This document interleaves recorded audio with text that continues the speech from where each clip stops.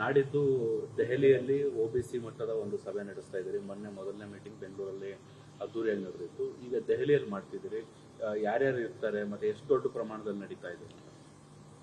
ನಮ್ಮೆಲ್ಲರ ಅಚ್ಚುಮೆಚ್ಚಿನ ನಾಯಕರಾದ ಶ್ರೀಮಾನ್ ರಾಹುಲ್ ಗಾಂಧಿ ಅವರು ಲೋಕಸಭಾ ವಿರೋಧ ಪಕ್ಷದ ನಾಯಕರು ಆಲ್ ಇಂಡಿಯಾ ಕಾಂಗ್ರೆಸ್ ಕಮಿಟಿಯ ಹಿಂದುಳಿದ ವರ್ಗದ ಒಂದು ವಿಭಾಗ ಏನಿತ್ತು ಅದಕ್ಕೆ ಒಂದು ಸಲಹಾ ಸಮಿತಿ ಅಂತ ಘೋಷಣೆ ಮಾಡಿ ಅದರಲ್ಲಿ ರಾಷ್ಟ್ರದಲ್ಲಿರ್ತಕ್ಕಂಥ ಎಲ್ಲ ಹಿಂದುಳಿದ ವರ್ಗದ ಬಹುದೊಡ್ಡ ನಾಯಕರನ್ನೆಲ್ಲರನ್ನು ಸೇರಿಸಿ 24 ಜನದ ಒಂದು ಸಲಹಾ ಸಮಿತಿಯನ್ನು ಮಾಡಿದ್ದಾರೆ. ಅದಕ್ಕಿಂತ ಮೊದಲು ನಾವು ಇಲ್ಲಿ ಇಂಡಿಯಾ ಇಂಟರ್ನ್ಯಾಷನಲ್ ಸೆಂಟರಲ್ಲಿ ಸುಮಾರು ಒಂದು 500 ಜನ ಸೇರಿ ಎಲ್ಲೊಂದು ಕಾರ್ಯಕ್ರಮ ಆಯಿತು. ಹಿಂದುಳಿದ ವರ್ಗದಲ್ಲಿ ಇರ್ತಕ್ಕಂತಹ ವಿಚಾರವಂತರು, ಬುದ್ಧಿಜೀವಿಗಳ ಒಂದು ಸಭೆ ಮತ್ತು ನಾಯಕರ ಸಭೆ ಮತ್ತು ಉಳಿದಂತಹ MLAಗಳು, ಮಂತ್ರಿಗಳು ಇವ್ರದೆಲ್ಲ ಒಂದೊಂದು ಮೀಟಿಂಗ್ ನಡೀತು. ಅದಾದ ನಂತರ ಬೆಂಗಳೂರಲ್ಲಿ ನಡೆದಂತಹ ಹಿಂದುಳಿದ ವರ್ಗದ ವಿಭಾಗದ ಅಡ್ವೈಸರಿ ಕೌನ್ಸಿಲ್ ಮೊದಲನೆಯ ಆ ಸಭೆಯಲ್ಲಿ ಸನ್ಮಾನ್ಯ ಮುಖ್ಯಮಂತ್ರಿಗಳಾಗಿರ್ತಕ್ಕಂಥ ಸಿದ್ದರಾಮಯ್ಯನವರು ಅಧ್ಯಕ್ಷತೆ ವಹಿಸಿ ಇಡೀ ರಾಷ್ಟ್ರಕ್ಕೆ ಒಂದು ಬ್ಯಾಂಗ್ಳೂರು ಡಿಕ್ಲರೇಷನ್ ಅಂತ ಹೇಳಿ ಒಂದು ಘೋಷಣೆಯನ್ನು ಮಾಡಿದ್ದಾರೆ. ಅದರಲ್ಲಿ ಹಿಂದುಳಿದ ವರ್ಗದವರು ಅವರಿಗೆ ಯಾವ ರೀತಿಯ ಸೌಕರ್ಯಗಳು, ಸವಲತ್ತುಗಳು ಸಿಗಬೇಕಾಗಿದೆ, ಸಂವಿಧಾನದ ಆಶಯಗಳನ್ನು ಅನುಷ್ಠಾನಕ್ಕೆ ತರಬೇಕಾದ್ರೆ ಏನೇನು ಮಾಡಬೇಕಾಗಿದೆ ಅನ್ನೋದನ್ನು ಬಹಳ ಕುಲಂಕುಷವಾಗಿ 2 ದಿವಸಗಳ ಕಾಲ ಚರ್ಚೆ ಮಾಡಿ ಒಂದು ಬೆಂಗಳೂರು ಡಿಕ್ಲರೇಷನ್ ಅಂತ ಘೋಷಣೆ ಮಾಡಿದ್ದಾರೆ. ಈ ಬೆಂಗಳೂರು ಡಿಕ್ಲರೇಷನ್ ಅಲ್ಲಿ ಅದು ಏನು ಮೀಸಲಾತಿ ಒಂದು 50%ಗೆ ನಿಲ್ಲಿಸಿದ್ದಾರೆ ಅದನ್ನು 75% ತೆಗೆದುಕೊಂಡು ಹೋಗ್ತಕ್ಕಂಥದ್ದು ಮತ್ತು ಎಲ್ಲ ಹಿಂದುಳಿದ ವರ್ಗದವರಿಗೂ ಸಹ ರಾಜಕೀಯವಾಗಿ, ಸಾಮಾಜಿಕವಾಗಿ, ಆರ್ಥಿಕವಾಗಿ, ಶೈಕ್ಷಣಿಕವಾಗಿ ಎಲ್ಲೆಲ್ಲ ಅವಕಾಶಗಳು ಸಿಗುತ್ತೆ ಅಲ್ಲೆಲ್ಲ ಅವಕಾಶ ಮಾಡಿಕೊಡ್ತಕ್ಕಂಥ ನಿರ್ಣಯ ಬಹಳ ಬಹುದೊಡ್ಡ ನಿರ್ಣಯವನ್ನು ತೆಗೆದುಕೊಂಡಿದ್ದಾರೆ. ಕಾಂಗ್ರೆಸ್ ಪಕ್ಷದ ಇತಿಹಾಸದಲ್ಲಿ ಬಹುದೊಡ್ಡ ನಿರ್ಣಯ ಅಂತ ಹೇಳಿದ್ರೆ ಹಿಂದುಳಿದ ವರ್ಗದ ಪರವಾಗಿ ಯಾವುದೇ ರಾಜಕೀಯ ಪಕ್ಷದಲ್ಲೂ ಸಹ ಇಂಥ ದೊಡ್ಡ ನಿರ್ಣಯಗಳನ್ನು ತೆಗೆದುಕೊಂಡಿಲ್ಲ. ರಾಹುಲ್ ಗಾಂಧಿ ಅವರು ಹಿಂದೆ ನಡೆದಂಥ ವರ್ಕಿಂಗ್ ಕಮಿಟಿಯಲ್ಲಿ ಈ ತೀರ್ಮಾನವನ್ನು ತೆಗೆದುಕೊಂಡು ಅದು ರಾಷ್ಟ್ರ ಮಟ್ಟದಲ್ಲಿ ಇದನ್ನು ಅನುಷ್ಠಾನಕ್ಕೆ ತರಬೇಕು ಅಂತೇಳಿ ಒಂದು ದೊಡ್ಡ ತೀರ್ಮಾನವನ್ನು ತೆಗೆದುಕೊಂಡಿದ್ದಾರೆ.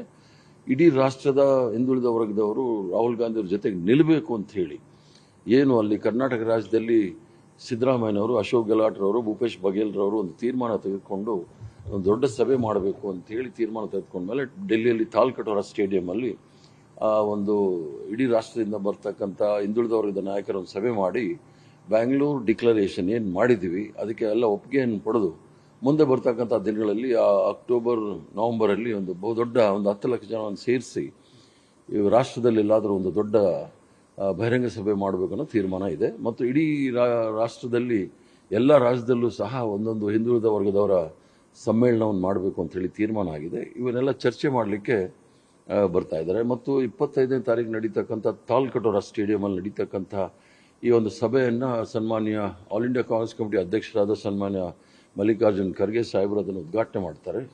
ಮತ್ತು ಅದನ್ನು ಸಮಾರೋಪ ಭಾಷಣವನ್ನು ರಾಹುಲ್ ಗಾಂಧಿ ಅವರು ಅದೇ ದಿವಸ ಮಾಡ್ತಾರೆ. ಮಧ್ಯದಲ್ಲಿ ಒಂದು ನಮ್ಮ ಹಿಂದುಳಿದ ವರ್ಗದ ನಾಯಕರೆಲ್ಲರೂ ಸಹ ಮಾತಾಡೋ ಅವಕಾಶಗಳಿದೆ. ಟೋಟಲ್ ಥೀಮ್ ಅದೇ ಏನು ರಾಹುಲ್ ಗಾಂಧಿ ಅವರು ಮತ್ತು all India Congress committee working committee ಏನು ತೀರ್ಮಾನ ತೆಗೆದುಕೊಂಡಿದ್ದಾರೆ. ಮೀಸಲಾತಿಯನ್ನು ಏನೊಂದು ಕ್ಯಾಪ್ ಇದೆ, 50%ಗಿನ್ನ ಮಿಗಿಲಾಗಿ ಹೋಗಂಗಿಲ್ಲ ಅಂತೇಳಿ ಸುಪ್ರೀಂ ಕೋರ್ಟ್ ಒಂದು ಅಬ್ಸರ್ವೇಷನ್ ಇದೆ. ಅದನ್ನು ಮೀರಿ 75% ತೆಗೆದುಕೊಂಡು ಹೋಗಬೇಕಾದ್ರೆ ಏನೇನು ಮಾಡಬೇಕು ಅನ್ನೋ ಚಿಂತನೆಯಲ್ಲಿ ಇರ್ತಕ್ಕಂಥ ಸಮಯದಲ್ಲಿ ಅದನ್ನು ರಾಹುಲ್ ಗಾಂಧಿಯವರು ಜಾತಿ ಜನಗಣತಿ, ಕಾಸ್ಟ್ ಸೆನ್ಸಸ್ನ ಅದರಲ್ಲೂ ಸಹ ಮೊದಲಿಂದಲೂ ಸಹ ರಾಹುಲ್ ಗಾಂಧಿ ಅವರು ಹೇಳ್ಕೊಂಡು ಬಂದಿದ್ದರು.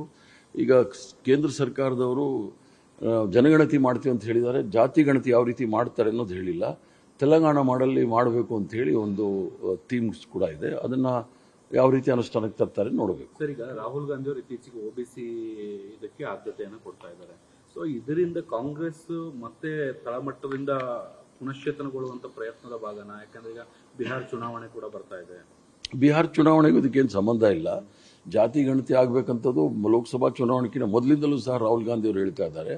ಭಾರತ್ ಜೋಡೋ ಯಾತ್ರೆಯಲ್ಲಿ ಕನ್ಯಾಕುಮಾರಿಯಿಂದ ಕಾಶ್ಮೀರವರೆಗೂ ಬಂದಾಗ ಎಲ್ಲ ಸಂದರ್ಭದಲ್ಲೂ ಸಹ ಜಾತಿ ಗಣತಿ ಆಗಬೇಕು ಅಂತ ಹೇಳಿ ಮತ್ತು ಪಾರ್ಲಿಮೆಂಟಲ್ಲೂ ಸಹ ಅವರು ಒತ್ತು ನೀಡಿದ್ದಾರೆ.